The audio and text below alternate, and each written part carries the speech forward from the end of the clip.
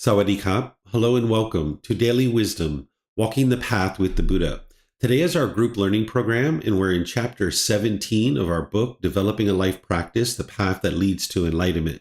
In this chapter, it's titled Eliminating Fears, Are You Really Scared? This is where I'm going to help you to understand what's causing your fears so that then you can actually eliminate them. Because by the time you get to enlightenment, you won't have any fear in your mind whatsoever. Whether it's a fear of snakes or spiders or fear of heights or even a fear of death or anything like this, you will have eliminated all those fears. So today you're going to understand how to actually eliminate your fears so you can get to the point where the mind's more liberated, more peaceful, calm, serene, and content with joy. Because as long as there's fear in the mind, you can't experience permanent peace and permanent joy because that fear is going to shake up the mind. So welcome to all of you, whether you're joining for the first time or you're joining regularly. The way that we start our class is we start with a meditation. So I'm going to guide you guys in a meditation session. Then we're going to move into a talk on eliminating fears.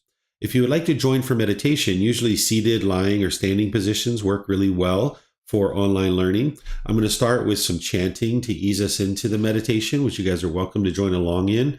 Then I'm going to come in with some guidance. Then there's going to be a period of time where it's just quiet and we're all meditating together. Then we're going to come out of our meditation with some more chanting. And that's where I'll start today's class, helping you to understand how to eliminate your fears. So if you'd like to join along for meditation, take whatever position you're comfortable with. And as I mentioned, you're welcome to chant along if you like. Arahang Samma Sambuddho Mahakawa Otang Mahakawanang Apivateyami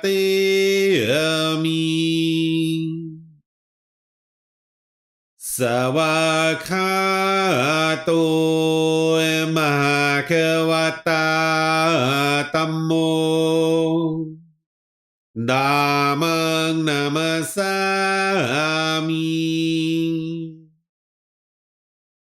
Supatipano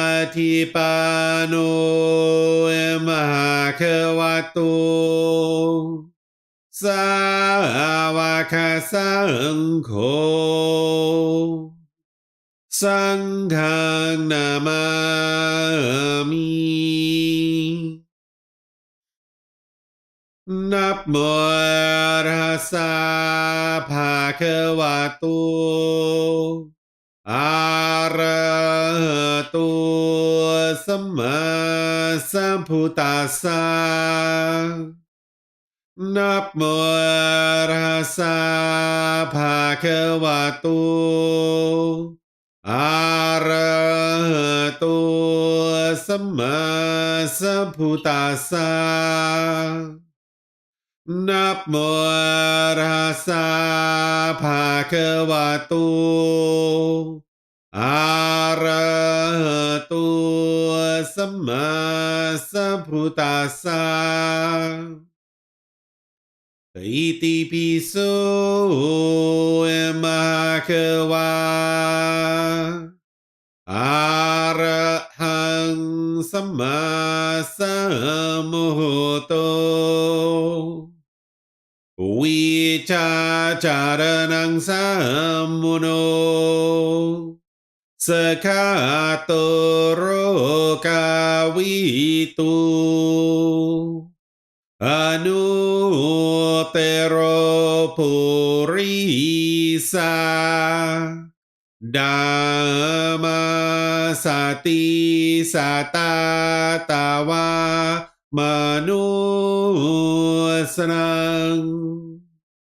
Oto Bhagavati.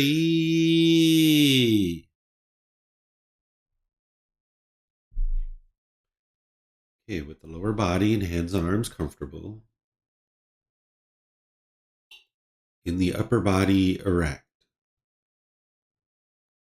Just close the eyes and start breathing in through the nose and out through the nose. Here you're just looking to establish the breath. A nice, natural, steady, consistent breath. not forced or controlled, just a gradual inhale through the nose, experiencing the full breath. And then, whenever you're ready, exhale out through the nose, breathing in and out, breathing in and out.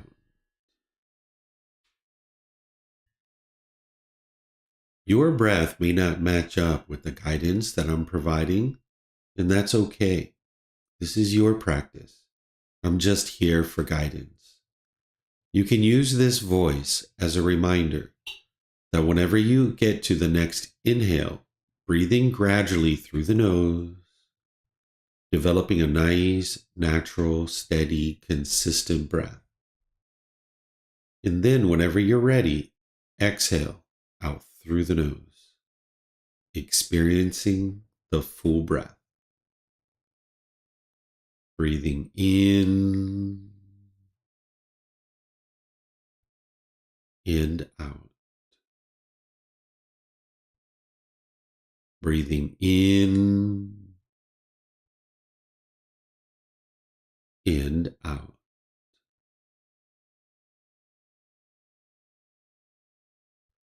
With the breath well established, start fixating the mind on the breath, either the sound of the breath coming into the nose or the sensation of air moving over the skin into the nose. The breath is the present moment. Fixate the mind on the breath, the present moment. Breathing in and out. Breathing in and out. With the mind fixated on the breath, whenever you notice that it moves off the breath, cut that off, let it go, and come back to the breath, the present moment. No need to observe the thought, label it, judge it, analyze it, or even try to figure out where it's coming from. Whenever you notice that the mind is moved off the breath, cut that off, let it go, and come back to the breath, the present moment. Breathing in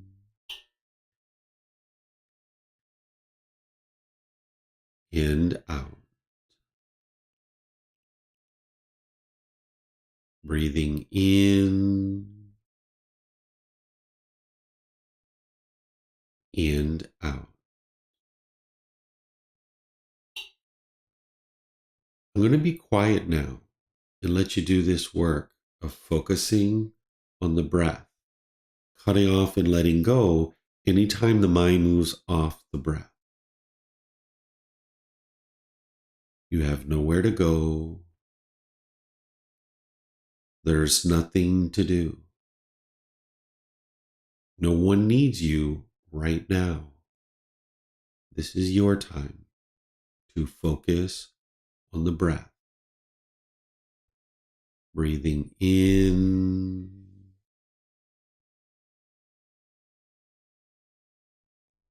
and out.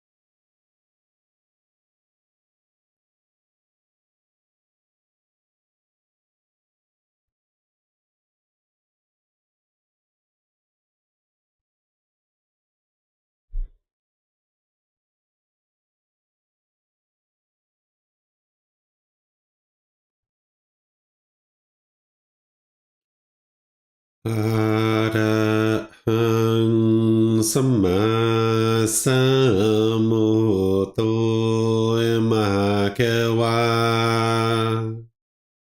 โอตังมหาเกวันนังอภิวาเตมิ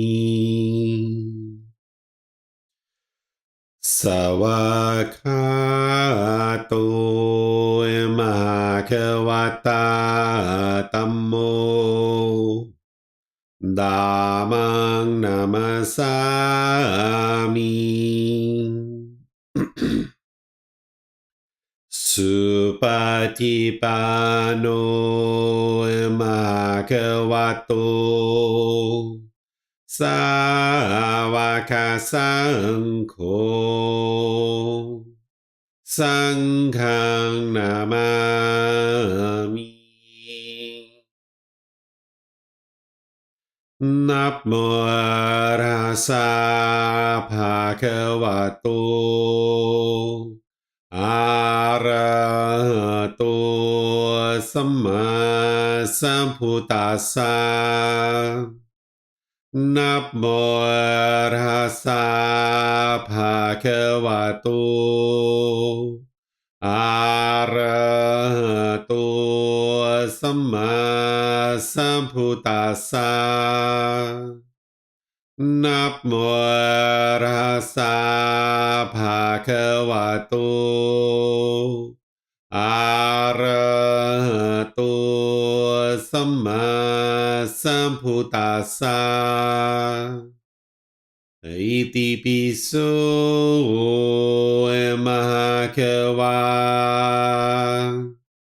อะระหังสัมมาสัมพุทโธวิชาจารนังสัมมุโน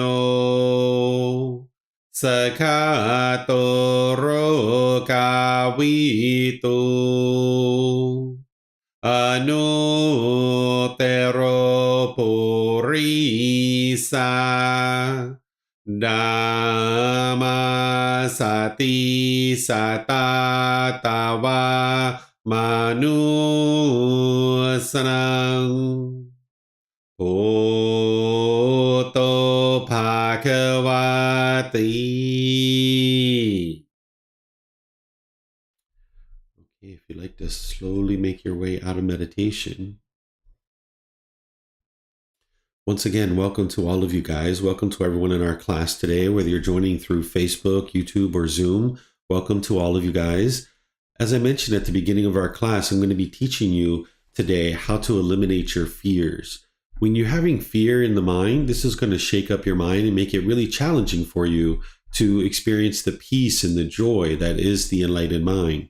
Having peace and joy in your mind means that you can go through life making wise decisions because your mind's not all shaken up. But if you're having fear in the mind, this can sometimes motivate your decisions and they can move in an unwise direction.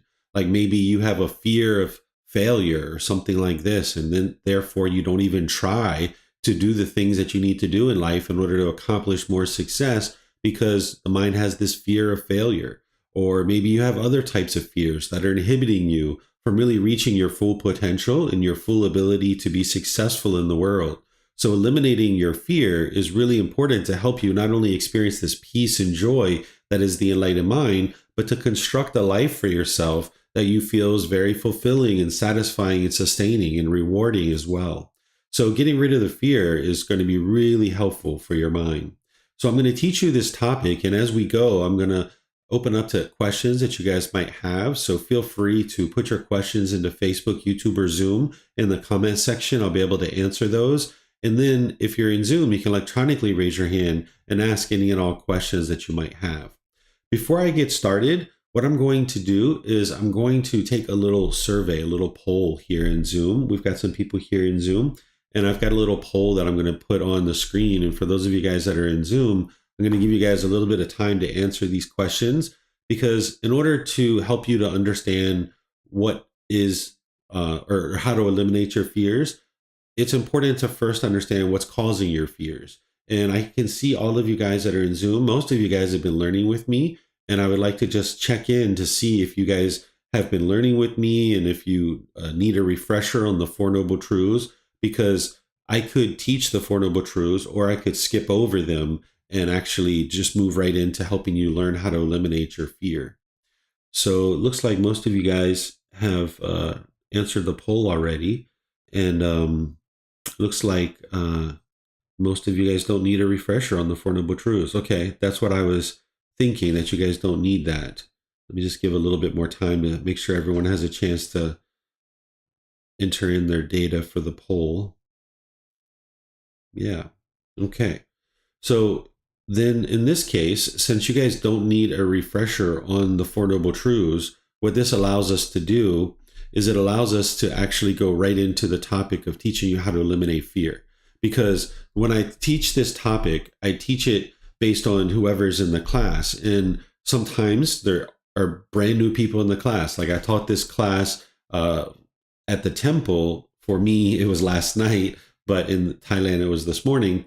And they were all brand new students, pretty much. There was a few that had been learning with me. So I needed to teach the three universal truths, helping students to understand what that is. I needed to explain to them what craving, desire, attachment is. I needed to explain to them what the Four Noble Truths are, because you need to first understand what's causing your fear. If you don't understand what's causing it, the thing that I'm going to teach you of how to eliminate it isn't going to make a whole lot of sense to you. So the Four Noble Truths is helping you to understand the problem is discontentedness. The cause of the problem is the craving, desire, attachment. The mind's longing, yearning, it's craving permanence.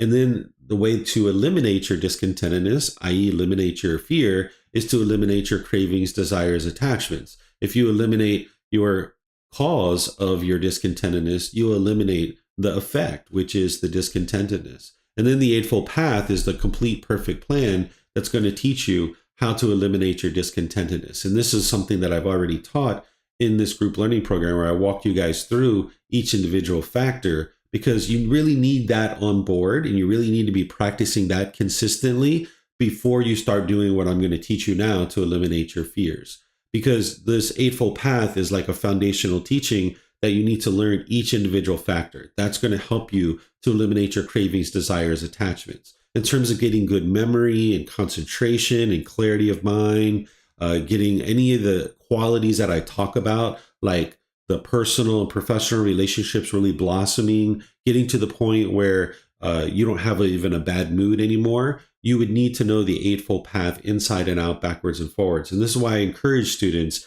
to be able to commit this to their memory and really learn it. That if somebody said to you, hey, Mike, what is right intention? You'd be able to say, oh, that's the intention of renunciation, the intention of non-ill will, and the intention of harmlessness. And you know what each one of those factors are, and you know how to practice it. And if somebody said, hey, Paul, I know you're studying the teachings of the Buddha. What is right speech? And you're like, oh, I know what right speech is. The Buddha teaches you to eliminate lying, slander, harsh speech, and frivolous speech. And then more in detail, there's the 5 factors of well-spoken speech, which is ensuring that you're speaking at the proper time, what you say is true, gentle, beneficial, and with a mind of loving kindness. And maybe they say, Kristen, what is right action? And then you're like, oh, I know what right action is. That's ensuring that you're not killing or stealing or having sexual misconduct, but more in totality, it's ensuring that you're not causing any harm through your bodily actions whatsoever, right? So you would like to be able to do this for each individual one of these factors so that you have it committed to your memory. And if you don't know how to do that yet, you can study that. And then if you'd like to schedule personal guidance with me to walk through, to be like you're almost teaching it to me, this will be really helpful for you to confirm and solidify that you understand the Eightfold Path. And you can walk through this so that way you have that confidence that you know the Eightfold Path, because you wouldn't actually be able to practice it and experience the results that the Buddha is describing and that I'm describing without actually committing this to your memory, because you wouldn't be able to practice it. That's where the results come in, is where you're actually knowing this particular teaching and you're actually practicing it in detail. And when you're getting this underway, it's helping you eliminate your cravings, desires, attachments. It's helping to move the mind towards eliminating all cravings, desires, attachments. But then when you notice certain fears in your mind, there's going to be things that you need to do in order to eliminate those fears. And that's what I'm going to talk to you about now, because since you guys already know the Four Noble Truths, you know what's causing it. It's the mind craving permanence. So if the mind has a fear of snakes, for example, the mind is craving to permanently never see a snake. And when it sees a snake, that's impermanence to the mind. And now it's like, I'm scared. Or if the mind is afraid of heights, right? And the mind's like, I'm afraid of heights. I can't go up high. This is the mind craving to be permanently on the ground. Or if you have a fear of death, this is the mind craving permanent existence, and it doesn't want to let go, and it doesn't want to experience this impermanence. Or maybe you fear a painful death. You really fear the pain that you might experience as part of the dying process. This is the mind craving permanent comfort of the body. So there's various cravings, desires, attachments, that craving for permanence that is producing these fears. Maybe you have a fear of losing your life partner, and maybe that's a fear that you have. Maybe you have a craving to have them in your life permanently, or maybe you have a certain craving for the financial support that they provide, and you feel like you won't have that financial support if they die, or things like this. So what's motivating this craving, or what's motivating these fears to arise, is the craving, desire, attachment. So once you understand that, now I can explain to you how to actually eliminate your fear. To eliminate the fear, you need to eliminate the underlying craving that is in the mind. There's a craving, desire, attachment that is producing this fear. And you're going to need to ensure that you understand what those cravings, desires, attachments are. So as I've taught in previous chapters, when you see discontentedness in your mind, that's like the red light on the dashboard of your car, alerting you that something is in the mind that's having craving, desire, attachment. So if you see fear in your mind, if you notice that fear arising, after you let it go and your mind is calm, you would like to look inward and discover what is the cravings, desires, attachments that is producing that. And then you would like to place the mind in the situation that it's having fear of, so that you can desensitize the mind to whatever it's fearing. And this is going to train the mind that there's nothing to fear whatsoever. And as you're doing this, you need to keep in mind the natural law of karma, that as long as you're not causing harm, there isn't going to be any harm coming back to you. So let me give you an example. Let's say that I had a fear of snakes, which I did have at one point, right? Let's just say you have a fear of snakes and you don't ever want to see snakes, and you're craving to never see snakes. And if I see a snake, I'm going to be so upset, right? I'm going to have all this fear that comes in the mind. Well, what the mind's going to tend to do with its lack of wisdom is it's going to want to push this away. It's going to try to never see a snake.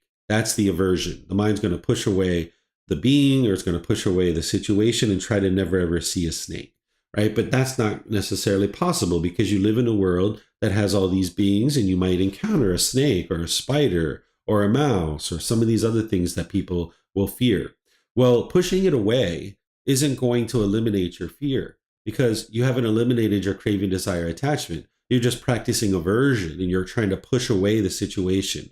But what you would like to do is put your mind in this situation. So if I was afraid of snakes, I would look at pictures of snakes, maybe on the internet or through a magazine or something like this. And then as I notice any fear arising in the mind, you're going to need to cut that off and let it go. Cut it off and let it go. And if you can catch it as a bodily sensation, that's the best thing to do, is catch it there. Don't allow it to actually come into the mind.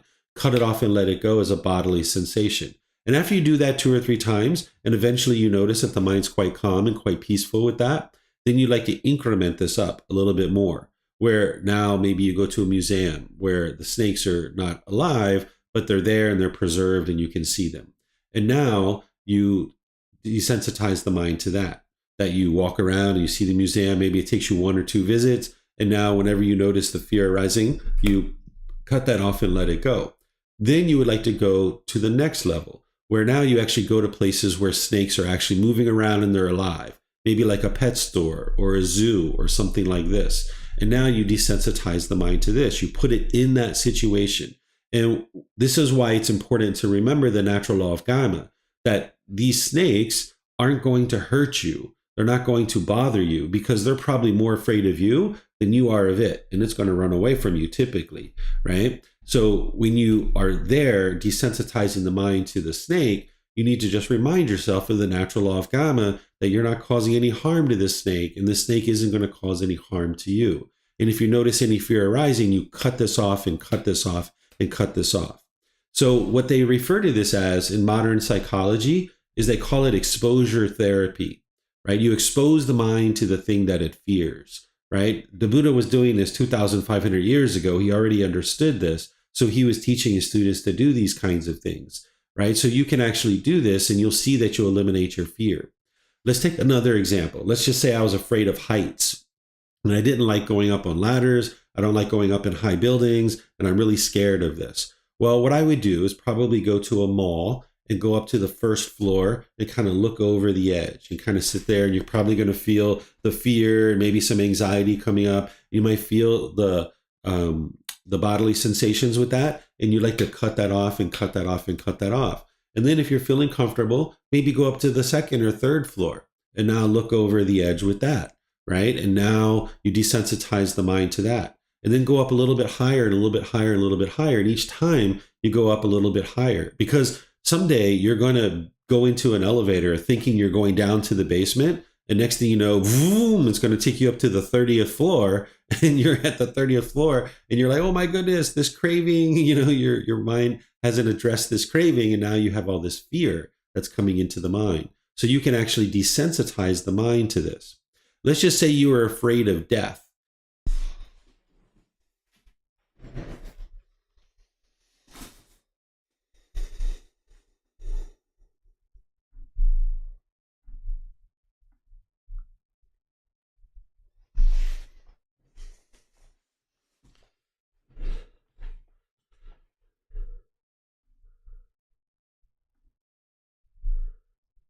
Okay, sorry about that, guys. Had some impermanence here. Looks like my battery on my laptop died. Let me just make sure I've got all the other stuff still running. Okay, it looks like we're running everywhere else. Okay. All right, so as I was sharing, let's just say I was afraid of these heights, right? Or no, we were talking about death. We're getting ready to talk about death. Let's just say I was afraid of death and I was afraid of dying, right? In this situation, you might be thinking like, how can I put my mind in a situation where I'm exposing my mind to death because you're not interested in killing yourself, right? That would be very unwise. So you're not going to kill yourself to eliminate your fear. What you can do is you can do something called contemplation of death. This is what the Buddha referred to it as, or reflection on death. What you do is you put your mind in this situation through essentially convincing the mind that you've actually died. The way that you do this is you kind of sit quietly and you close your eyes, and within your mind, you envision that you've died, and you essentially convince the mind that you've died. You might think about the police or a doctor or somebody like this calling up your family, calling up your loved ones, calling up your mother, your father, your life partner. And you kind of think about this within your own mind, that this has occurred. It's almost like you're like a fly on the wall, envisioning this process taking place, that you've died. Maybe you were in a terrible car accident, or maybe you had cancer, or who knows what else might have happened, right? You can envision whatever it is. You're not aspiring to die. You're just essentially convincing the mind that you have died. And now you walk through the process of, looks like we have a question. Do I have some sound that's not working or something? Marcy?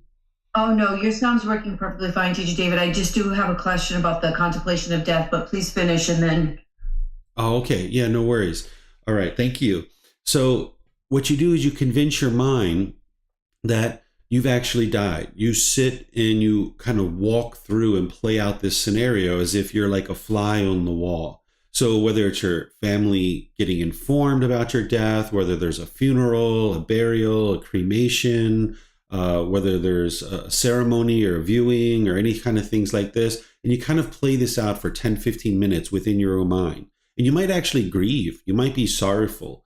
You might start crying. You might feel really uncomfortable. You might even start hyperventilating as part of this, right? And if this is the case, this is because you're triggering that craving. And now you're going to need to cut that off and cut that off and cut that off. And over time, your mind will regain its composure. In this particular technique of contemplation of death or reflection of death, it's not something that you do every day. You do it kind of like once a month or once every 2 weeks at the very most, right? You would like to put the mind in the situation that it doesn't want to be in, which is thinking about your own death. Because normally when people are afraid of death, they just try to avoid it. They try to push it out of their mind. That's the aversion. And the thing is that death is going to come visit you. It's only a matter of time. It's going to come visit every single one of us. It's only a matter of time. So death is kind of waiting for you in the corner, and it's going to come visit you. But what you're doing with contemplation of death or reflection of death, it's like you're saying, I see you, death. I see you over there. I know you're going to come visit me, but you know what? I'm going to come visit you. And now you get to approach death on your terms. Instead of allowing death to kind of sneak up on you and catch you by surprise and allowing all this fear to come up in your mind and where you're kind of like, all shaken up about it, instead, you're going to go visit death, right? And now you go visit it a few times until your mind has fully let go where you can do a contemplation of death and you don't have any fear. There's no sorrow or grief or anything. So you might do it 2, 3, 4, 5, 6 times. Each person's a little bit different. It really depends on how much craving that you have in your own mind. I'll give you another example of a fear so that you can see how to use these techniques that I'm talking about here to be able to eliminate your fear. I've given you the fear of snakes, spiders, and mice. I've given you the fear of heights, given you the fear of death. But now let's take another fear. Let's just say, like an example, this is a real life example for me, that one day I accidentally left the house without my mobile phone. I was driving down the road. I was in my wife's truck. I reached down for the phone and I realized there was no phone in my pocket. And I got all this fear that came up in my mind. And I happened to be sitting at a traffic light. And my initial thought was to pull a U-turn and go get the phone, because that's what the mind's going to typically do in the unenlightened state. Is it lacks wisdom of what the real problem is, and it's kind of confused, and it thinks the way to solve this problem is go get the phone, because your mind wants to latch on to the phone and it's craving that permanence. Well, when I was sitting there at the red traffic light, I realized, no, that's not what the mind needs. What the mind needs, it needs to be separated from this phone. It needs to get comfortable with being outside without this phone. So I decided to continue on my day and not go back to the phone. I was only supposed to be out for about an hour and a half that day, but I extended the amount of time that I was outside. I went to go have dinner. I went to the movies. I did some shopping. I didn't buy anything, but I walked around, did some shopping. I was out for like 5 or 6 hours. And then when I went home, I didn't just run to the phone and check the phone. I just left it where it was. For 30 minutes, an hour, 2 hours, I just did other stuff. And then eventually I went and checked the phone. And then I waited about 2 or 3 days. And then I did it again. I intentionally left the phone at home. And when I went outside the second time, I didn't have any fear, but I was definitely uncomfortable. There was like this awkwardness. It just felt strange to be going outside without the phone. It was almost like going outside naked, right? It just felt odd or strange. So I went outside again for 5 or 6 hours, came home, didn't go to the phone right away, waited 30 minutes, an hour, 2 hours. Then I waited another 3, 4, 5 days, and I went outside again, a third time without the phone. And this time there was no fear, there was no awkwardness, there was no uncomfortableness. And I was like, I think I've eliminated this fear. I've eliminated this craving, desire, attachment that is producing this fear. This is really nice. This actually worked, just like the Buddha taught. This is perfect. So then about 2 months went by, and I accidentally left the phone at home again. And when I was driving down the street, I reached for the phone wasn't there. And I was like, oh, well, and I just kept on going, right? And I was like, no fear. There was no fear at all this time. It was the same exact situation. And then about a year after that, I dropped the phone and it shattered. The screen shattered. And I picked it up and I looked at it and I started laughing.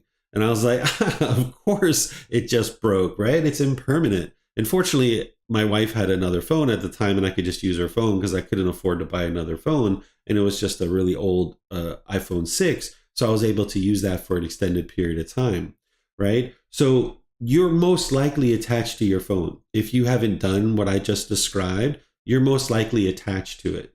what you would like to do is test your mind, is leave it at home a few times. Go out for several hours. Come home and don't look at your phone for 30 minutes, an hour, 2 hours. This is really helpful for your mind. Do it for 2 or 3 or 4 times and test your mind. Because at some point, this phone's going to get lost. It's going to get stolen. It's going to break. You're going to misplace it. There's going to be something like that. And if your mind's all shaken up when you're looking for your phone, that's the discontentedness because of the craving, desire, attachment. So you would like to confront this and put the mind in that situation without any, so that you can get rid of any craving, desire, attachment that's in the mind. And this is going to get your mind to more stability, more steadiness, more calmness. Because when we talk about the qualities of mind that are the results of training your mind, like the focus, the concentration, the deep memory, and all these other qualities, the results of practicing the path, it doesn't just come from meditation.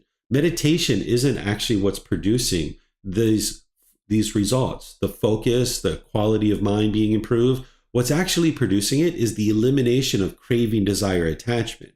Because when your mind has craving, desire, attachment, and it's pulling in all these different directions, you won't have focus. You won't have clarity of mind. You won't have deep memory. You won't have these qualities that we talk about.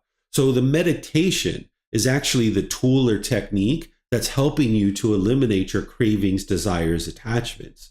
So it's the elimination of the craving, desire, attachments that's producing the results and the qualities of your mind.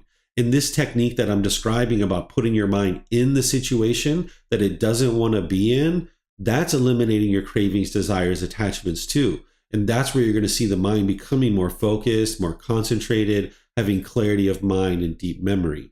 So that's why you would like to really pay attention to these things and work on eliminating your cravings, desires, attachments first with the Eightfold Path, then using things like this, where you're putting your mind in the situation. Whenever you see there's any fear, you're going to need to confront that fear because the mind's going to want to push it away and avoid it, but you would like to confront it. So let's just say you're afraid of large crowds. And whenever you're around large crowds, you feel this fear and anxiety. You're not going to eliminate that by pushing this away. I'm never going to go around a large crowd. I'm never going to go to a concert. I'm never going to go to a fair or a festival. I'm never going to go to a big event. I don't want to be around crowds because I'm really afraid of crowds. You're not going to actually eliminate it that way because the craving, desire, attachment is still in your mind and it's still producing the lack of concentration, the lack of clarity, the lack of focus, and the lack of memory. You might be walking down the street someday and you turn the corner in maybe New York City or something, and boom, there you are, you're in a big crowd. So you would like to put your mind in the situation where it's around crowds and train it to be comfortable. Let's just say you were in a accident, like a car accident, a terrible car accident, and now you're afraid to be in a car. And anytime you're in a car, you're like so fearful. You're even hitting the phantom brake, right? Maybe you're in the passenger side, and when somebody's driving, you're like stepping on the brake and trying to brake the car because you're so scared of being in a car again. Well, you're not going to eliminate this fear by never going into a car again. What you would like to do in this situation is, of course, recover from the physical aspects of the accident, but then get back in a car. But do it with somebody that you trust. Have somebody that you trust and that you have confidence in, that they drive the car and you're in the passenger side. And have them drive you around your neighborhood or some smaller streets, right? And then you come back to the house and you start to disassociate with this car as meaning if I'm in a car, there's going to be pain. So you just had a now positive experience in a car because previously you went out in the car and you got in an accident and now your mind's clinging to that and it thinks every time I go out into a car, I'm going to have an accident. But now you just went out with a person that you trust and you went on some small streets and now you had a positive experience where you didn't get in a car accident. And then maybe you go out with that person you trust on a little bit bigger streets, maybe some medium-sized streets. And now you have them drive you around for a little while. And then you come back and now you see that you didn't experience any pain. You didn't get in an accident. And you start associating this car with something that's positive, that, hey, you can have a good experience with this car. And now maybe you go with that person out on bigger roads, like big highways and things like that, really fast moving cars around you. And now you desensitize the mind to that. But then you're going to ultimately maybe need to drive yourself.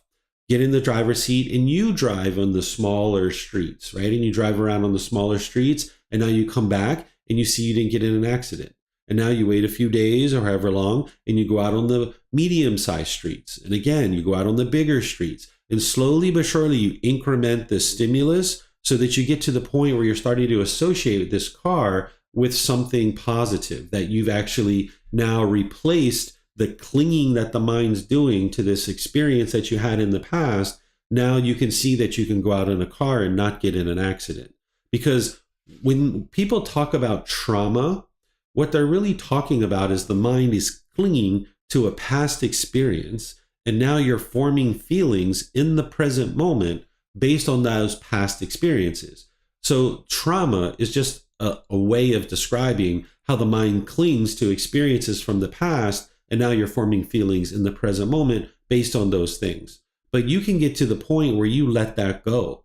Trauma is not permanent, right? Sometimes people think when they've had a traumatic experience, they'll say, I can never get over this. This is going to be with me for the rest of my life. This isn't true. You can actually eliminate that trauma. It doesn't matter what it is, whether it's an accident or any other aspect of your life where your mind's holding on and clinging to a past experience, and now maybe it's fearful in the present moment. You can let that go.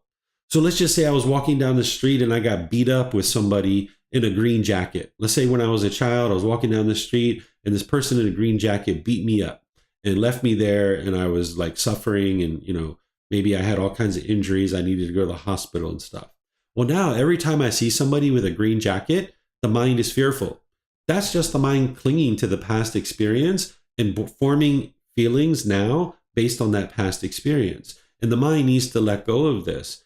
That same thing that the mind does where it craves permanence, it thinks that this experience that I had 6 months ago where someone beat me up with a green jacket, that it thinks that that is permanent. And every single person that I see with a green jacket is going to beat me up. So you need to go around people that wear green jackets and start seeing that that was an isolated situation. And this is what's going to help you to eliminate your fear. Okay, so this is what I had to share with you guys today. It's just really a short class because you guys didn't need a refresher on the Four Noble Truths.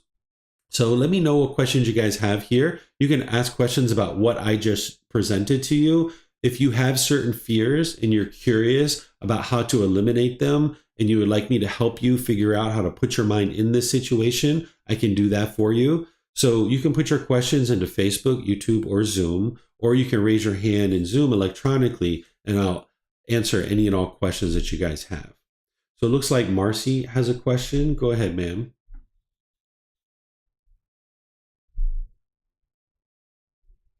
Thank you, Teacher David. So I have multiple animals, or I share dwelling with multiple animals, and I have been using the contemplation of death because some of my animals are becoming of elderly age. So I have one of my guinea pigs was diagnosed with a tumor in the face. So I had been working on contemplation of death for him. But yesterday, the other guinea pig that did not appear to be ill or suffering from anything passed away. So I hadn't really worked any kind of contemplation of death for him. I did work, Maverick is the one that passed away. Goose is the one with the tumor. But I had been working on it for Goose.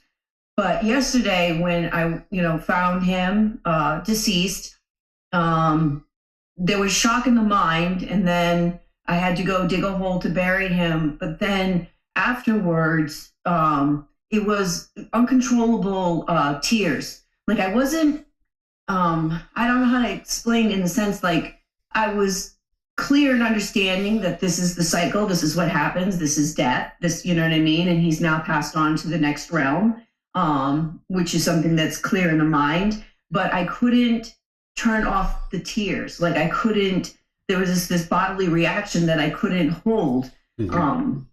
I couldn't control. And I'm just wondering if, it was almost like a bodily reaction, but like there was knowledge. So there was like this almost like mental and physical disconnect. Does that sound? Mm-hmm. Yeah. So in those situations, obviously your attachment to your guinea pig was triggered. and the mind was craving permanence in that situation, and it was holding on. And now when it experienced this impermanence, it didn't like it. So if you notice that and you're crying, if you can cut it off and let it go, okay, great. But sometimes you just need that really good cry to let it go, right? And there's no harm in that. So you just get it all out. Just cry and cry and cry. Cry as much as you need to cry. Let it all out and have that really good cry, or maybe have 2 or 3 or 4 really good cries, right? And then on the other side of that, the mind will have let go. And that's where now your mind, you're going to notice more focus, more concentration, more clarity, because that craving was always there. And you may or may not have known about it. That attachment was there and you may or may not know about it. And it was hindering you from experiencing a certain amount of concentration and focus and clarity and deep memory and things like this, because it's part of the pollution of mind. And when you get rid of it, you'll see your mind will kind of increase its concentration and focus. Sometimes we need to experience the death of a being in order to eliminate our craving, desire, attachment for that being. So like my wife, she had the death of her sister, her mom, and her dad all in about a 1.5 year lifespan. It was like boom, boom, boom. And her sister was a younger sister. And it was like death, death, death, right? And she never did contemplation of death for them because she didn't know about that. So she was very sad, of course, and she cried and she was upset. But ultimately on the other side of that, that's where her mind got to the freedom and the liberation. So sometimes you need to experience the death in order to let it go. But if you do the contemplation of death, that's going to help you to let go of the attachment before the being dies. So that way, if they die and when they die, your mind can be content and peaceful. But sometimes we have so many beings in our life that you haven't had enough time to do the contemplation of death, to let go of all of those people. So that's where you would work on that. But sometimes you experience a death before you've had a chance to work on it. So that disconnect that you experience between the body and the mind, that helps you to be able to see that they're two separate things, that they're not the same thing. And if you have to cry, just cry and let it go. And then afterwards, regain your composure. And then that's where the peace and the joy and the more focus and concentration will be able to come into the mind. Yeah, I did notice that after I just allowed, instead of having a battle, after I just allowed the body to cry, I woke up this morning and there's no I guess that feeling of heartache or that feeling of missing or anything like that. It was just that, the fact that, it was an experience that the mind had not been prepared for. I've been preparing for Goose and then I go downstairs and it's Maverick, so it was something that the mind wasn't prepared for. So, thank you, Teacher David. I appreciate it. Goose and Maverick, huh? Yeah. A little bit of a Top Gun fan, I guess. Yeah. All right. So you said Maverick died first? Yeah. Yeah. Different than the movie. Huh? Different than the movie. Very different from the movie. And like I said, I had been preparing for Goose because he has a tumor that's inoperable and it's going to result in his death. Yeah. So I had been doing a lot of the contemplation for him, and preparing for the mind. And then, it was Maverick that went first. And I was just kind of like, whoa, you know what I mean? It was definitely an experience, but better for it for sure. Because I can see that, today there's that peace. The peace is back, in that sense. Yeah, gave you some impermanence there. Okay, yeah, for sure. Sounds good. All right, so Jess had asked a question earlier about how do you train the mind to eliminate fear? This is Jess in Facebook. Asked about how to eliminate fear to other people, not yourself, if your own fear of death, but other people. And I think Jess just got the information she needed from our conversation with Marcy, because I think, Jess, you've deleted your question. But just for those of you guys that are out there that maybe didn't understand, you can actually do this contemplation of death or reflection of death, not only for yourself to eliminate fear of death for yourself, but other beings as well. If it's family members or pets or things like this, if your mind's attached, they're going to die at some point. You're going to experience that death. And it can be painful if you allow the attachment to be there. But if you confront this death through contemplation of death, like maybe you envision your husband or your wife dying, or you can do this contemplation of death for your animals. And you're going to need to do it multiple times. It's not going to be just one time and it's gone. And when I did this, I did it in my early 20s. I did it for my mom and my grandmother because those are the ones that I was attached to. And what I noticed is after the contemplation of death, I had all these questions in my mind. There were certain things that if they had truly died, that I felt like I'd never asked them these questions and I wouldn't have been able to ask them these questions. And there were certain things that I was interested to tell them that if they had actually died, I'd never tell those things and I wouldn't be able to do this. So I decided that after the contemplation of death, I was going to call them up and talk to them. So I called them up and I was like, Grandma, I've always been meaning to ask you these questions. And I just started asking her these questions. And I said, I've always been meaning to tell you these things. And I started telling her these things. And I did this for my mom too. So in 2017, when my mom actually died, she called me on her deathbed and she said, hey, I just found out I have cancer. I've got 1 week to live. And, I just was calling to say goodbye and sorry for everything I've ever done in my life and the way I treated you. And I said, oh, Mom, no worries. I said, you did the best you could, rest in peace. I had nothing to share with her. I had nothing to say other than, be well, take care. I appreciate everything you've done for me, those kinds of things. I didn't have like all this laundry list of things to talk to her about. I wasn't fearful. I wasn't upset. I never grieved about my mom's death. And it's not because I didn't love her, because oftentimes people think it's love that's causing the grief, but it's not actually the love. It's the craving, desire, attachment. So when Mom called me, it was kind of like in my mind, it was like, okay, well, we knew this day was going to come at some point. So when I did the reflection of death in my early 20s, every single moment that I spent with my mom and my grandmother after that, it felt like bonus time. It felt like I got all this bonus time because I had convinced my mind that they actually had died. So you might notice that when you're doing contemplation of death for other people, where you're envisioning your family members dying, there might be certain things that you feel like you want to say to them that if they had truly died, you wouldn't be able to, or maybe certain questions that you need to ask them, certain information from them that you wouldn't have ever been able to ask them. So you have that opportunity. And that's one of the beautiful things about contemplation of death, because if they actually died, you wouldn't have that ability. You wouldn't be able to call them up on the phone and be like, Grandma, I've always been meaning to ask you, right? Because she would have actually died and you wouldn't have been able to contact her. So Jess, that's to help you and anyone else who is asking that type of question or thinking about that kind of question. But Jess has another question here. She says, hello, Teacher David. How do your wife let go of her attachment? My best friend died in April and I'm still so sad about it. I am happy in a lot of moments while remembering her, but she was so young and full of life. It was a tragic death too. What specific steps can I take or meditations can I do? I understand and recognize that it is my attachment, but I don't want to let go of her in a way. Maybe that is wrong. I'm not sure, but I miss her so much and it's hard to let go. Okay, so sometimes people think that the feelings that you have, like the fond memories and the things like this, or even the love that you have, they think that that's what's causing the painful feelings and the mind doesn't want to let go. I had this when I was very young. When I was 16 years old, my girlfriend died, my very first significant girlfriend. And she was actually pregnant at the time. She was like 6 or 8 weeks pregnant and she died, right? So my mind during that period of time, because I lacked wisdom, I thought if I let go of the grief and the sorrow and the sadness, I was letting go of the love that I had for my girlfriend.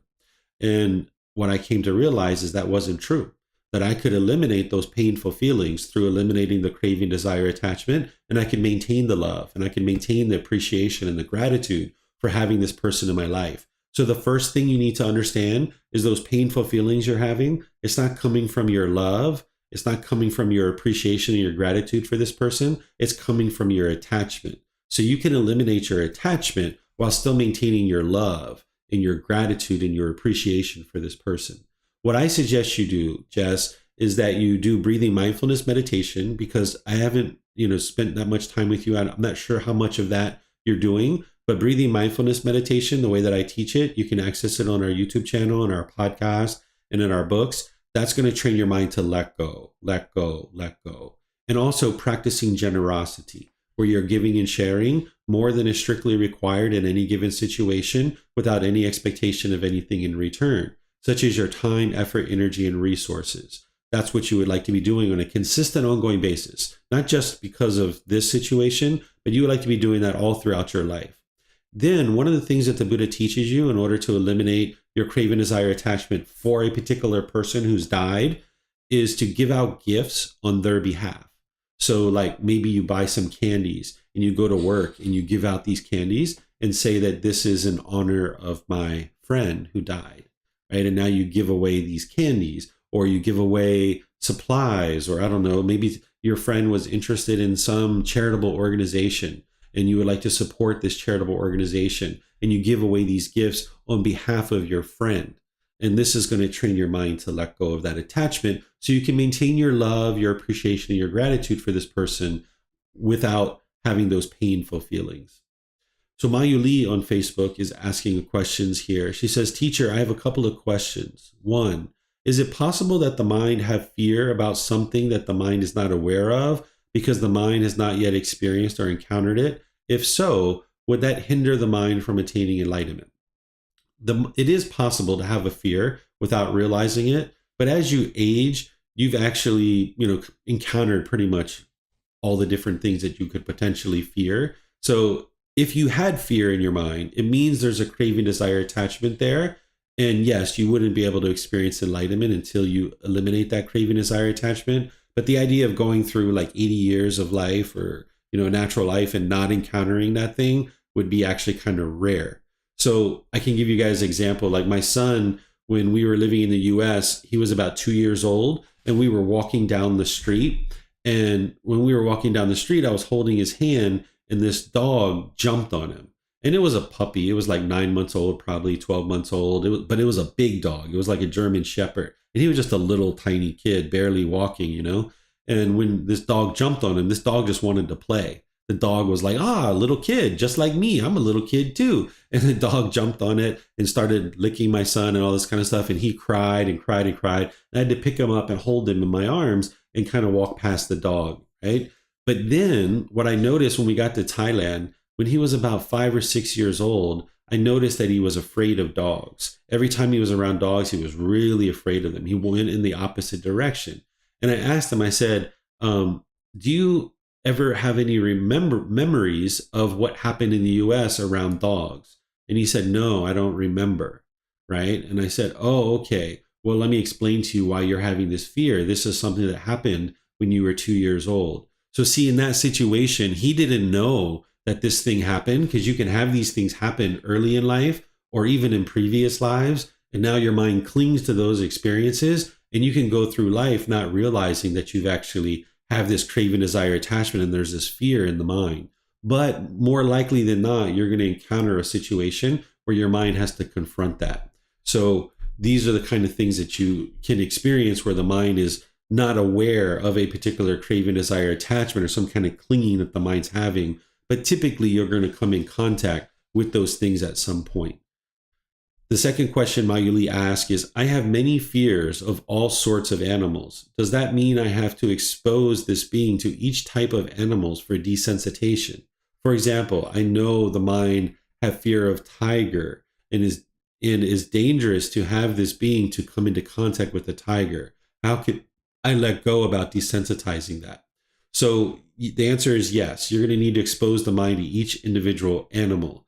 And it doesn't mean you have to go in and pet the tiger, right? Because there are actually places like that in Thailand that you can do those kinds of things. But I don't necessarily recommend that, even though those places seem quite safe. But you can look at pictures, you can go to zoos, you can go to places like that. You can look at videos of tigers and things like this. So you can expose your mind to all these different animals. And you might notice when you do 2 or 3 of them that the other ones, aren't really existing anymore, that it just kind of, gets away from the mind because you've let go of this kind of thing. So if you had like 100 different animals that you were afraid of, I suspect after doing 2 or 3 or 4 that your mind will kind of let go of the fear for the other ones too. All right. So thank you, Mayuli and Jess. Appreciate your questions. All right. I don't see anything in YouTube, but I see there's a question here in with Yusuf. Go ahead, Yusuf. I had a thought about my father being dead, and the craving was so clear that if my father died, then who is going like to repair stuff in the house, the electricity, the machines, and this similar stuff. So I was like so fearful, so fearful. It wasn't about, oh, I will miss my dad and such things. When I didn't have those thoughts, I was being like, oh, don't I love my dad? But then I remembered that it's attachment if I were to have those things. But my question is how did you what did you experience when your father died about the housework? Who did repair the electricity devices or the machines or those similar stuff? Because when I think about my dad being dead and the housework then is left for like me or my brother, I become fearful because I know nothing about those things. Okay. So what I suggest you do is, in addition to contemplation of death for your dad, is that you learn how to do that housework. That's what you need to be able to do, so you don't have that fear anymore. You're in your 20s. There's no reason why you can't learn those kinds of things.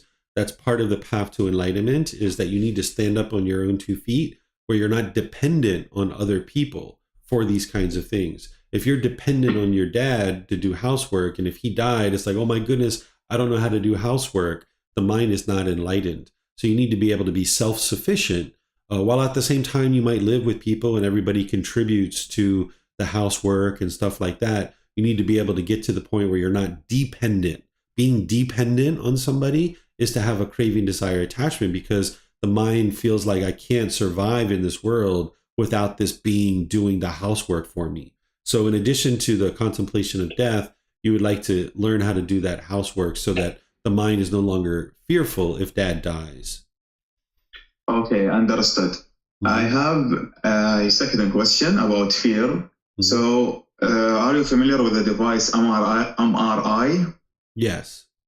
Okay, so I have seen a video about this device where the publisher of the video was writing that people fear this device so much. So I was like, wow, this would be like a great opportunity for me to eliminate this fear if it does exist. So I was like enthusiastic or motivated to experience such an experience. But with girls, I have fear that I can't really like maybe understand or see what is the reason behind it. Like to talk to a girl that I don't know, the mind is being fearful. I don't think I have been contemplating on this, and I don't think it is really related to the personal existence view. Yeah, there might be some here and there, but it is not the reason. I think the reason is I have a cray. Actually, I don't know the reason why. So kind of please help me with that. Yeah. So you have a fear of talking to girls? To new girls, yes, Okay. new. So this might actually be something that you enjoy hearing, Yusuf. You're going to need to put your mind in the situation that it doesn't want to be in. You're going to need to talk to some ladies. And you're going to need to get comfortable with that. So that's what I suggest you do, is that, yes, do your breathing mindfulness meditation, your generosity, all those other things on the Eightfold Path, but you're going to need to get comfortable talking with different women. But you're going to need to do it in a way where you don't crave something from them. That might be what's going on there, that you're craving something from them. Like if you want sex from them, or you want them to admire you, or you want them to go out on a date with you, you need to enter into a conversation where you don't want anything from this person.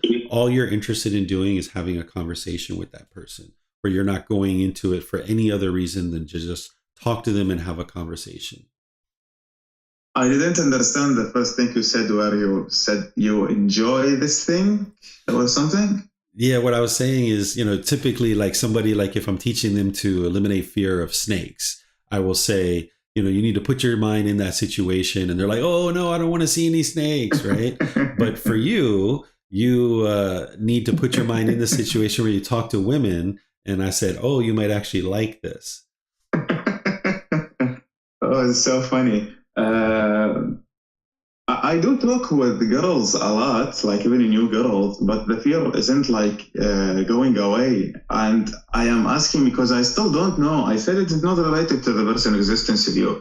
And them being like, sometimes when you talk to a person, they only answer what you say. They don't talk back to you or seem being cheerful or pleasant while talking to you. So even that, even if they were blocking me, I will still don't think that this is what making me fearful. So I still can't identify this fear, even though that I am talking to girls, I have been contemplating on that, but it's still hard for me to identify the reason.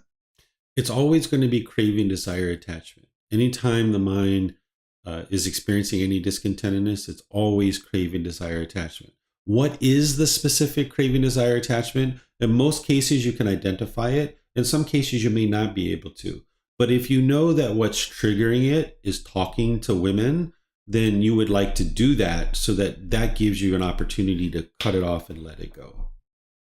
So if I did cut it off and let it go, it is fine. The mind can like eliminate it even though he doesn't know about it or know what it is. Yeah, you can still eliminate the craving by putting your mind in the situation, even without knowing specifically what is the exact craving.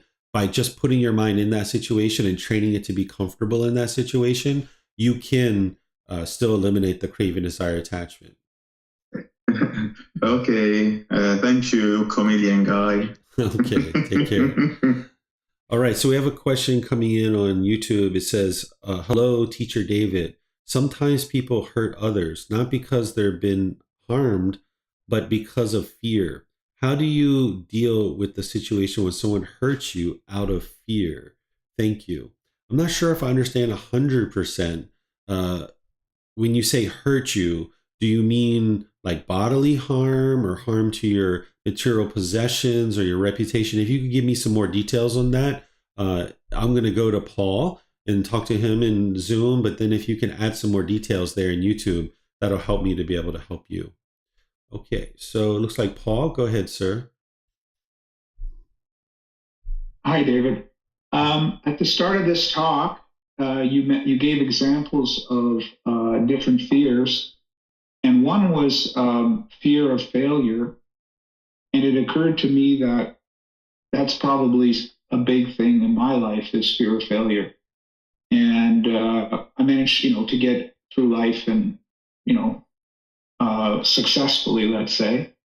But there was always this fear of failure through my whole life, I think. And it's even as a fear of failure in this endeavor of working towards enlightenment. Can you talk to that? Yeah. Specifically and what you could recommend? Yeah, what you can do is you can set goals for yourself that you know that you're not going to be able to obtain, and then work towards it as best as you can. And then like you're going to fail at this goal. I don't think of it truly as failing. Because everything you do in life, there's benefit. Because if you didn't get to a goal, there's cultivation of wisdom in that process. So you've actually succeeded.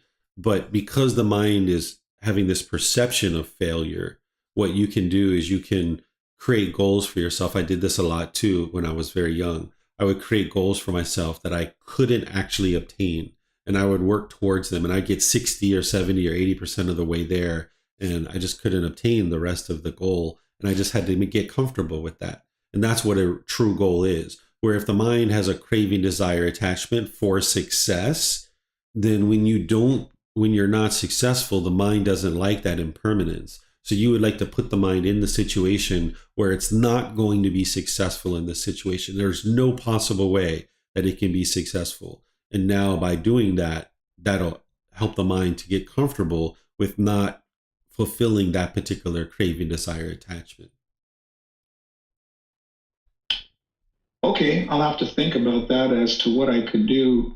So you're saying set a goal that you can't obtain, and then when you don't obtain it, let go of the fear, the sensation that the discomfort. Yeah, you're eliminating the craving, desire, attachment, the underlying craving, desire, attachment. So let's just say you set a goal that you want $1 million in your bank account, and you know, like, there's no way for you to do that. So now you just kind of work and work and work and work for a little while, not with craving, desire, attachment, but you're trying to save your money. And maybe you set a goal that you're going to have $1 million in the next 4 weeks, right? And you know that it's not possible for you to do that. So now you work towards that and you try to save a little bit of money here and there. You get to the end of your 4 weeks and you know you can't get to that $1 million. This is like a silly one, but you would like to look at other things like this where you can't get to the goal. It's impossible for you to get to it. And then your mind's going to need to get comfortable with that. What about, fear of not being successful at this whole process of working towards enlightenment? So what I would do is this same technique that the Buddha teaches you, where you do contemplation of death and reflection of death and you envision dying. I would do the same thing where you sit quietly with your eyes closed, envision dying without having gotten to enlightenment, and that you need to experience rebirth. And I know that you don't understand rebirth or have that wisdom yet, but just you can think about that there's death and that you need to be reborn over and over and over again, and that you never got to peace, you never got to joy, you were disgruntled and angry on your deathbed, you were frustrated and agitated, and just envision this in your mind that this has occurred. And now you just get comfortable with the fact that that has occurred. So that's the way that you can do that. Another way that'll help you, because I used to have a craving for getting to enlightenment. I was really longing, yearning to get to enlightenment. And the way that I helped my mind to get rid of that is I understood that the way that you can think about it is that the mind is already enlightened, right? Because oftentimes if there's something that you have to attain, the mind can crave and long and yearn for it because you don't have it yet, so that you have to chase after it in order to attain it. But the way that I was seeing this work is it's almost like the mind is already enlightened and there's these pollutions in the way. And you just got to get the pollutions out of the way so that the qualities of enlightenment can shine through. It's kind of like the sun, and then there's the clouds in front of the sun, and you got to peel the clouds away. The sun is always there. It's just that the clouds were in the way. So it's the same thing as if you think about this as like, Paul, your mind is already enlightened. Mind's already enlightened. It's already enlightened, right? You just got to get these pollutions out of the way so that you can experience the qualities of it. So now the mind can eliminate its longing, yearning for it because you've already got it. Where oftentimes we long and yearn for things that we don't have. So if you start to understand this, and this is actually true reality, this is more of what you can notice as your mind's getting closer and closer to enlightenment, that the qualities of enlightenment shine through more and more. And this is more indicative of understanding that the mind is already enlightened, because it's not like the mind is unenlightened, and then just one day a switch flips and you're enlightened. That's not the way it actually works. The qualities of enlightenment start to shine through more and more, like when the rays of the sun are shining through as the clouds are being pulled back. That's exactly what it's like to experience enlightenment. So if you think about it as your mind is already enlightened, then this can help you to eliminate any craving, desire, attachment for enlightenment. Okay, then. Thank you. Mm-hmm. You're welcome. Okay, let me see if we have any others. Okay, it looks like Kristen or Ted has a question. Hi, thank you, Teacher David. I just actually related so much to what Paul just shared, because just was reading the last chapter last week about letting go of the ego. I actually have fear of letting go of the ego, and what that would mean, like living without my ego. God, and it was almost like I had that sense of fear when I was thinking about all the things that you were sort of describing, and realizing like I live in my ego all the time and don't even realize it. And so kind of like that idea of what if I could never let it go? Well, what if I'm stuck in that state of mind? And so it's kind of helpful to just hear that, I think, a little bit, that it's just, progress, right? And just keep working at it. So I just related to that. And I definitely want to have a one-on-one with you about the ego, I think. Sure. Soon. Pleased to Okay. help you. Yeah, I experienced fear in letting go of personal existence view because I was clinging Yeah. to like I am a businessman, I am an entrepreneur, I am wealthy, I am this, I am that. I had all these I am in there. And when I realized where I was headed towards and what I was actually going to be doing, which is sharing these teachings, I realized that I'm not an entrepreneur. I'm not a businessman. I am not going to be wealthy. I always had this growing up that I was going to somehow have a private airplane and all this other stuff. And, I had to let all that go, and it was fearful. It was like walking off a cliff. And that was part of letting go of the ego. And some people call it ego death because you're like killing the ego. And it can be very fearful for the mind to do that. And what you do is you just keep confronting it and confronting it and confronting it. So what you're experiencing is normal, but you can move past it. And that's where the liberation and the freedom comes in. Okay. Thank you. Yeah, you're welcome. Okay, so Leo added some more here.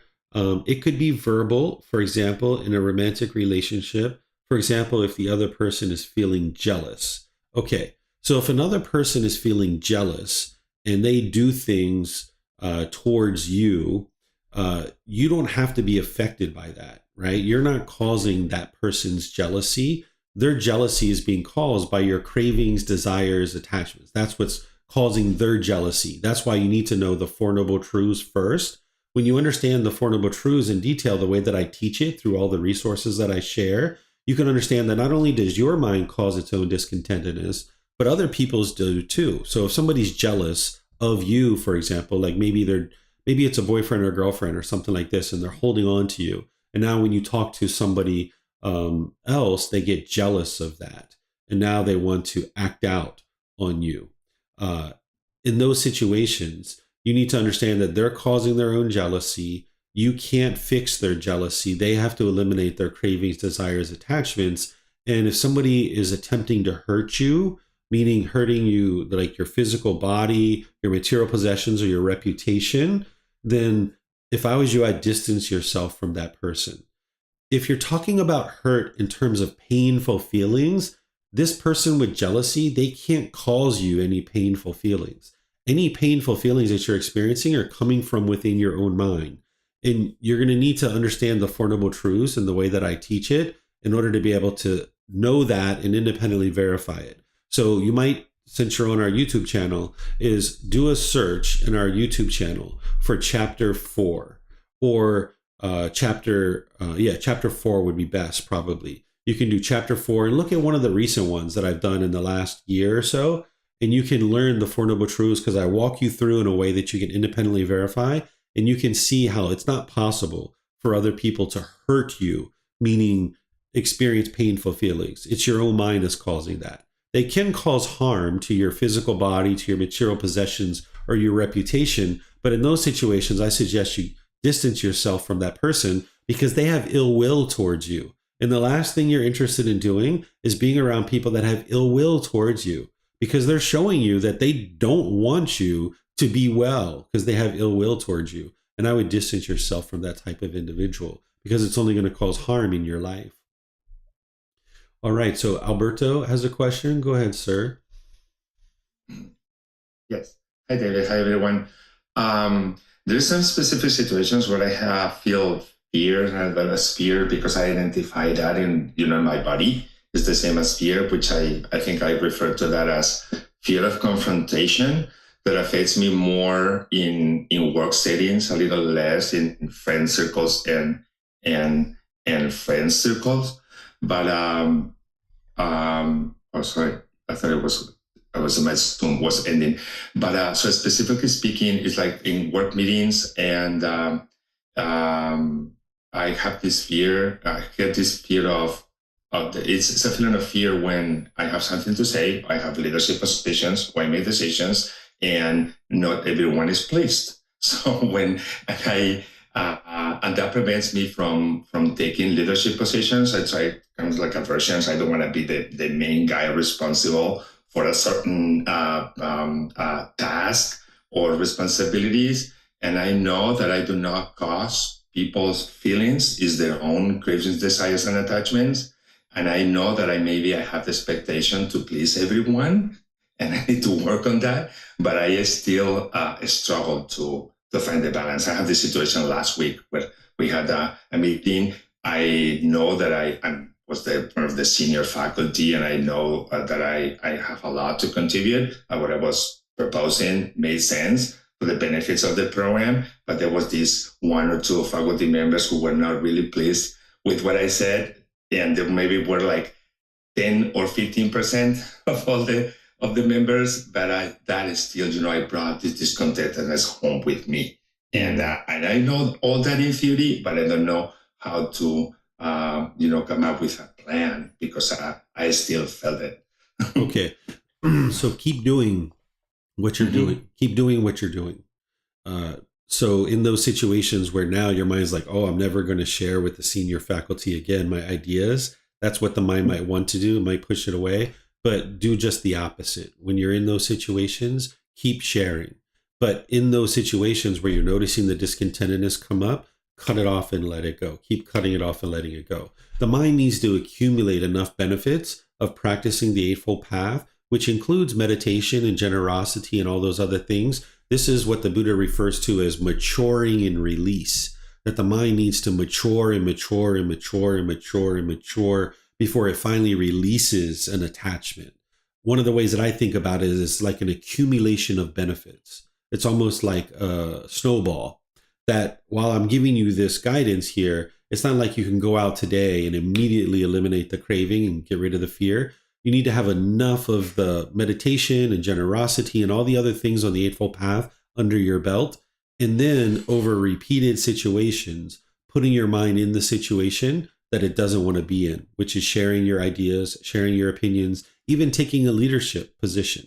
Maybe taking a small thing, not a really big one, but maybe like a small one, and then build on that and build on that and build on that.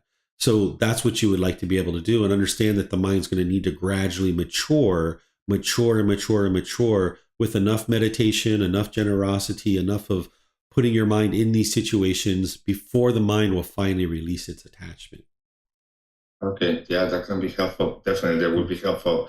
But what is the attachment and the craving in these situations? Is like the craving for acceptance? I don't know. That sounds like part of it. Your mind's going to know the best. I can give you ideas. It sounds like you might have a craving for to please everybody, for everybody to be pleased. You could have craving for acceptance, like you just said, but you need to look inward and be able to see that. Maybe you have a craving for people to agree with your ideas. Nonetheless, whether there's 2, 3, 4, 5 cravings, because sometimes with really strong discontentedness, there's more than just one craving. Nonetheless, no matter how many cravings or what the craving is, if you put your mind in the situation, it will trigger it, and the mind has to be able to cut it off and let it go and let it go. Eventually, your mind will let it go. It's only a matter of time. Right. Okay. So it's probably like you have a craving for pleasing or acceptance, because I'm usually in these situations where I'm going to be appointed. I recommended to take a leadership position and say, Alberto, you should do that because you get along with everyone. No, I don't want to do it. Why do you want to do it? That's exactly why, because I get along with everyone. And I know, when you make decisions, people get pissed. I don't like that. So yeah, and I try to stay away from that, which is sometimes I cannot, or sometimes my response is responsible to take leadership, and I feel aversion. Yeah, this is why fear is so detrimental to your success in life. That's why I started that at the beginning, because I also think you'd be a great leader, Alberto, but that fear is holding you back from being able to realize that potential. So that's why you would like to put your mind in the situation, and you maybe surprise yourself about how well you could actually do. Whereas if you hold on to these cravings that you have and allow it to produce this fear, then you're not going to be able to experience those opportunities in your life. Yeah, and it's definitely helping me out. The realization of I am not causing this person to feel that way. It's her own cravings, desires, and attachments, and I remind myself that is helping me. Exactly. Okay. Yeah, you live in the US, so you're around a lot of people who have wrong view. They think that other people are causing them to feel a certain way. I see it so many places, even in courts of law. I just saw something recently on the news where a judge was talking to a plaintiff and the defendant and said, "You are making me angry. You are annoying me. You are frustrating me." It's like, no, they're not. So even like really educated people who are like judges and lawyers and stuff like this, they don't understand these things. So you're surrounded by a bunch of people who think that it's outside things that are causing their inner feelings. But as long as you're square on this, as long as you have the wisdom, that's what's important. Thank you. You're welcome. I see a lot of thank yous here from Jess and people online and YouTube as well. You guys are very welcome. Pleased to help you guys. Mayu Lee in Facebook has a question. She says, "Teacher, I don't have fear from not getting to enlightenment because I can always continue in the next lifetime. But I might have fear of not getting into the first stage of enlightenment, as I might not be reborn into human or heavenly realm to be able to continue, although I don't have any discontentedness." Okay, well, the fear is the discontentedness. If you have fear of, not getting to the first stage of enlightenment, that is the discontentedness. So if you're having the fear of that, you can do the same thing that I mentioned to Paul, which is put your mind in that contemplation where you envision not getting to that and just get comfortable with it. There's oftentimes a craving in the mind. Once we hear about this peaceful and joyful mental state that is possible, we start craving it and longing, yearning for it. So instead, set that aside. Think about it as your mind is already enlightened, but also you could do that contemplation that you envision that you actually haven't gotten to the first stage of enlightenment and you are reborn into the animal realm or the afflicted spirit realm. Envision that and see what that's like and get your mind comfortable with that so that that's the way that you can train your mind to eliminate any potential craving that is producing fear. Okay, I'm not seeing any other questions anywhere. So what I'm going to do then is just in class by thanking all of you guys for joining. Thank you so much for your interest to learn and grow and develop. It's nice that we actually took that poll because we could skip over the Four Noble Truths and we could get into a lot of discussion about all these different topics. So it's really great that you guys answered that and I was able to get some insight on that. And then we are able to have a much fuller class, just really honing in on fears and having a lot of discussion. So thank you guys for all your questions and the discussion. Next week in our class, I'm going to be in chapter 18. Chapter 18 is titled God's Creative Action, You Have Free Will.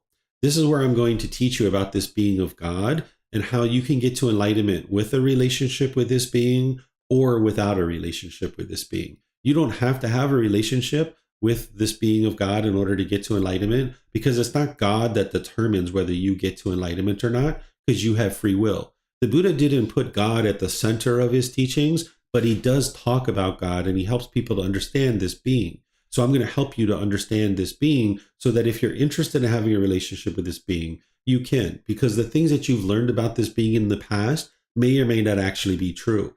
If you've been taught that this being is punishing you, or that you need to fear this being, or this being is controlling you, or things like this isn't actually true. So I'm going to be teaching you and helping to clear up your understanding about what this being is. And then if you'd like to have a relationship with this being, you can, and I'll teach you how to do that. But your enlightenment isn't dependent on that. You can actually get to enlightenment without a relationship with this being. So I'm going to teach you how to do that as well, because there's certain things that you need to understand in terms of getting to enlightenment without a relationship with this being. So I'll teach you all of that next week. And if you'd like to read the chapter before or after class, you're more than welcome to do that. And then on Wednesday, I'm going to be doing meditation with students so that I'll do meditation, guide you in a meditation session, and then open up to any and all questions that you guys might have. And keep in mind that I'm here in California for 2 weeks. And I'm going to be starting a course next week, Wednesday through Sunday. And I'm going to be live streaming it from here in California. So I usually don't live stream based on this time zone. So for some of you guys that are in a similar time zone, this course might actually be more accessible to you in a live format. So feel free to tune in to any of our classes. We're going to be live streaming through Facebook, YouTube, and we're going to have Zoom up so you guys can come in and participate in the course, because there's going to be plenty of people here that are participating and you guys are welcome to participate as well. All you need to do is look on our website for the times of those courses and the classes and the dates, and you can come right into Zoom or YouTube or Facebook, and you'll be able to see that. And if you need help getting access to the times and the schedule and all of that, all you need to do is look to our website, buddhadailywisdom.com, click on classes, courses, and retreats, and go down to Foundation in the Path to Enlightenment. And from there, you're going to see the course for the USA. And if you click on that, it's going to show you a detailed agenda of each day and each time that I'm going to be teaching each course and each class. And it's based on Pacific time zone because we're here in California. So you might just need to adjust the time zone based on wherever you are in the world. So once again, thank you all for joining. Thank you for everything you do to learn and practice these teachings. Thank you for any support that you're providing for me. I really appreciate that. And perhaps we'll see you guys in a future class. Be well and take care. Sawadee ka.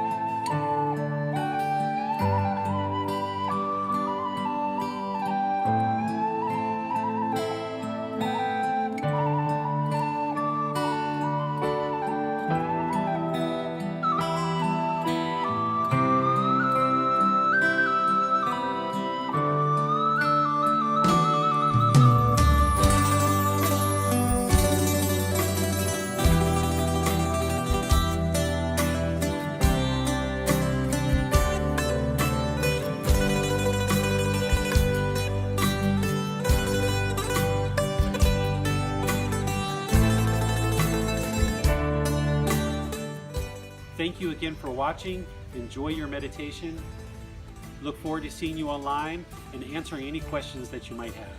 Thank you so much.